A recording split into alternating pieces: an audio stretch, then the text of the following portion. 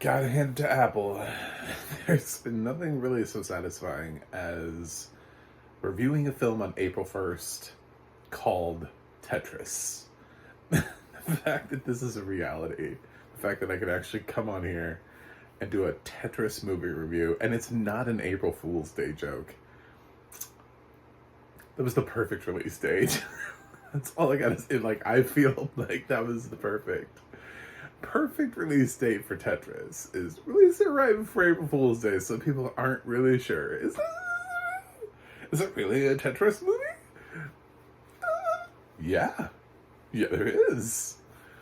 Might not be the one you it might not be the one you thought of, but yeah, it's called Tetris, so it's something, right? I'm a blind film critic, and I watch films with audio description. This one has audio description, and now Apple is doing the thing where it tries to push me into something else, so it forbids me from watching the credits. I remember back in the day when like you had to watch the credits, even if they were like super fast on cable. It just like zoomed by, but everybody had to run credits. They couldn't cut them off. Now everybody's just like, we don't want to lose viewers. So I had to watch a preview of the next door prize or next big door prize or whatever that show's called at the end of Tetris, which is weird because previews go at the beginning of films. Everyone knows that. Don't put previews at the end unless they're Marvel. Anyway, but this is a spy thriller. It's like a creation historical drama, espionage. It's way more interesting than I gave it credit for. It's way more interesting than a film about Tetris should be. It certainly surprised me that way. It's longer than I wanted it to be. It feels longer in the beginning when it's like trying to get going, when it's like moving itself along. And then at a certain point in the film, it's like going great. Like the pacing is great. It just, everything feels like it's a chase, like you're in some great spy thriller. And you're like, this is a Tetris movie. What is happening? But it's not really Tetris in the way that there's like falling blocks out of the sky, like in Pixels, you know, when they had to fight the video games. It's not like that. It's less like that. It's more about, hi, I'm Hank. I'm played by Taron Egerton, and I'm the guy that figured out that Tetris is cool. And I got Tetris into a Game Boy. And I was like, I had one of those. I felt so personally connected to this film. I was like, I had a Game Boy. You know, when I was a kid and still could see. Anyway, so yeah, it's one of those interesting nostalgia throwbacks. The fact that they're using floppy disks in this was another thing where I was like, I don't even know if people remember those exist. I think they're like, isn't that the save button? Isn't that the save icon? But yeah, pretty much Taron Egerton is the star of this. I was expecting it to be a little bit more packed ensemble-wise, but it's really just Taron Egerton, which is fine. I mean, he's Hank. There are some other people who float through the film, but not at Taron Egerton's level. Not at the level where I could say their name and you'd be like, oh yeah, I'm gonna go see it now because it's got so-and-so in it and they were in that. I just think it's got character actors. I think if like I could see, I think I would do one of those things like where I was like, oh, that guy, what was he in? What's the last thing I saw him in? I think it would be that thing. But Taron Egerton's flying around as Hank, trying to get the rights to Tetris as much as he can, whatever he can. And along the way, he gets Japan rights. This one guy sells him the rights only in Japan to Tetris. And he ends up talking to Nintendo and showing them Tetris. And they're kind of blown away. And they're like, oh my, this is great. Listen, we got a project for you. And that's how he gets to see the Game Boy. He gets to sign like an NDA, and he gets to see the Game Boy. And he's like, if you want to sell 1 million Game Boys, package it with Mario. If you want to sell 100 million, package it with Tetris. It's sort of weird. I don't know what his logic is there, that kids get really trapped up in Tetris, which if you play Tetris, yeah, you do, but you can also get frustrated, and it is kind of the same thing over and over. So at some point, you do end up turning it off. It's not, but to make people actually pay for Mario, I think is probably the thing I would have gone for, because people are less likely to pay for Tetris right out of the gate. But if you package it in there, then suddenly you've created yourself a brand new thing, which of course, Nintendo ripped off with Dr. Mario. They ripped off their own game. Anyway, but he has to secure the rights, and then it becomes like a rights issue, and who has the rights, and he goes and he finds the guy in Russia, even though people are like, don't travel to Russia. And of course, nowadays we're thinking, in 2023, we're like, don't travel to Russia. How hard is that? Stop traveling to Russia. And he does anyway. And we see Alexei, who's just the guy, and he's been crushed basically by communism. It's not Russia yet, it's the Soviet, I should say so. The Soviet Union, because that's the time period. It's not Russia yet. It's still Gorbachev, and this guy Alexei created the video game and just kind of distributed it in his country for free, because nobody in Russia makes money. They all just live in communism. And when Hank gets there, he ends up dealing sort of with spies, like with the government. He doesn't even know who he's dealing with, but it starts to get real dangerous for him. And then it just sort of gets increasingly so, but he is bound and determined to get the rights to Tetris. If this is a true life story, beat for beat per beat, this guy was relentless. Whoever Hank is just the most relentless person on the face of the planet. I mean, I gotta give this guy props, because I would have given up. I would have been like, it's not worth it. That's not. At a certain point, I would have been like, nope. I would have left. I would have been like, here's my business card. When you figure out the other guys are trying to fraud you, give me a call. But he's also competing with some other people who are trying to get the rights to Tetris after they figure out that because he wants it, it must be worth something. It's ridiculous.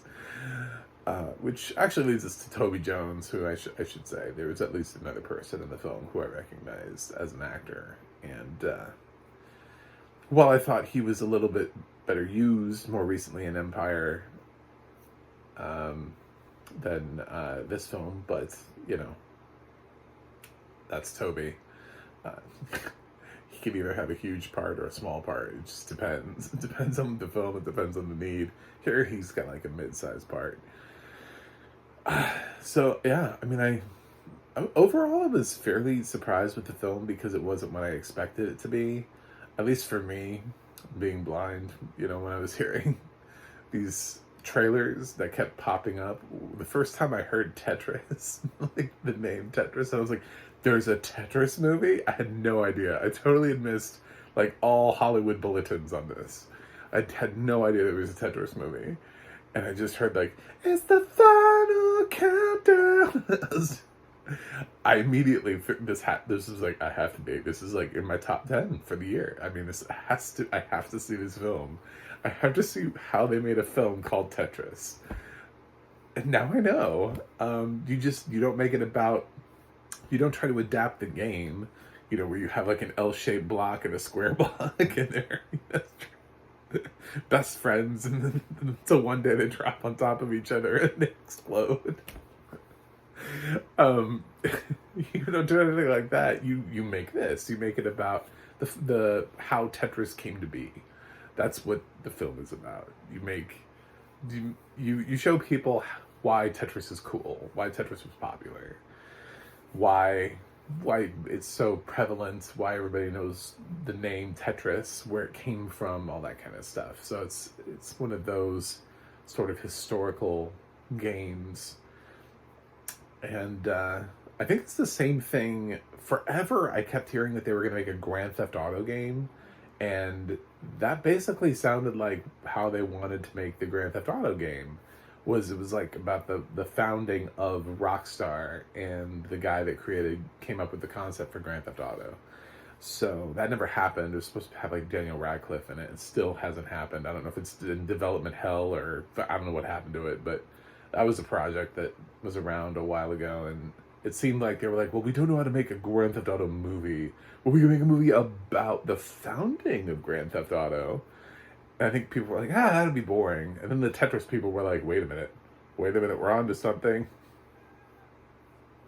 Apparently, I have a feeling they beat the Pong people to the to the table on this one.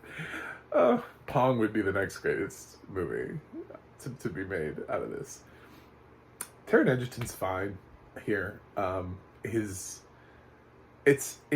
a weird film for him because his character has traversed the world, and Taron is sort of using a rather simple American accent, but he was like born Dutch, grew up sort of in America, traveled the world. He went to college in like Hawaii or something, and I was trying to follow his story as he was saying it. And then he met his wife, and now he lives in Japan. And there were times where I definitely wanted him to lean in more on the fact that he's from Japan. He has a daughter that speaks Japanese, and he just speaks back to her in English. Like, there is finally a scene in the film where he does speak Japanese, because the film does translate. The audio description does include dubbing for when people speak. There are times where people speak Russian, there are times when people speak Japanese, and those times have to be translated for us because we can't read subtitles. So that's what audio description does really well. And there are times, just a few times, just a smidge. He had to learn a smidge of Japanese for this. And he's all over the place. Like, he anchors this film, basically every scene of the film. He gets very little rest. But Taron Egerton is all over this. And yeah, I would have appreciated just a little bit more of that from him. Another one of my little sticklers was, I had a really hard time for a while trying to determine between, there are these two government officials, Boris and the other one. I can't even remember the other one's name. Boris and the other one, of trying to figure out which one was which and which one was doing what thing and who was doing what with who. And I think it was actually more of an audio description thing, or plot-wise, like a combination of both. The other guy, there's a scene where in the audio description, I feel like it gave me that Boris took the guy outside and said, look, I'm doing this for my country, here's this thing. And then later on, the other guy gets beaten up for that, as if he was the one that did it. And then he's the one that has this weird conversation. And anyway, it's just like, it feels like they kind of like shift the characters, and I I didn't really follow it. I'll be honest. I was like, I don't know which one of these is which. It's it's sort of like trying to have your child tell you which one is Flotsam and which one is Jetsam. And you're like, I don't know. I really don't. They don't know either. They can't tell you with absolute certainty which one is Flotsam, which one is Jetsam. I mean, no one knows. No one knows. So, it was like that for me. I was a little confused. It threw me off. I want to say Valentine, maybe was his name. Valentine and Boris. But, I don't know, they're just Russian goons. Whatever. Anyway, that was maybe like another thing that was a little bit of a stickler for me. Otherwise, I enjoyed a lot of it. I mean, I enjoyed watching this pompous British dude, like, especially towards the end of the film, because he's such a douche. There's this really super douchey British guy. And it's so nice to see him just finally get his comeuppance in the world, because he's like so entitled. He's like, you know, the reason we get to do this is because I'm the friend of Mikhail Gorbachev, and just I don't know, I can't do that voice. I wish I could. That guy's got a great British voice. It's one of the best. Solid uppity British voice. He should play monarchs for the rest of his life. Just kings. Because he cut every line of dialogue he gave, he sounded like he was talking down to everyone in the room who wasn't him. This is a fun movie. I had fun. I would maybe trim a little bit towards the beginning just so they can get going quicker. That would probably be it. I would try to maybe get it on its feet, get it running. But there are story points that it feels like it has to hit, and I'm not going to disagree with a lot of those story points. I feel like it's telling a story, and it's building it and building it and building it and building it and building it. But the fact that the second half of the film feels so completely different from how the film started, it's you really want to get to that. Like, I really want the audience to get to that. I don't want people to like walk away from it without having seen the end of the film. So anyway, stick with it, watch it. It's a lot better than you would think a film called Tetris is. It's I don't know, it's not going to win Oscars, although people have absolutely no problem predicting Barbie for Best Picture this year. Which we'll get to that in another video. But yeah, it's not going anywhere. But it's a fun time, and it's a sort of an interesting nostalgic look at where Tetris came from. And if you ever played Tetris, if you ever care, then cool. If you don't, then fine. I mean, there's a film this year about how we got Air Jordans.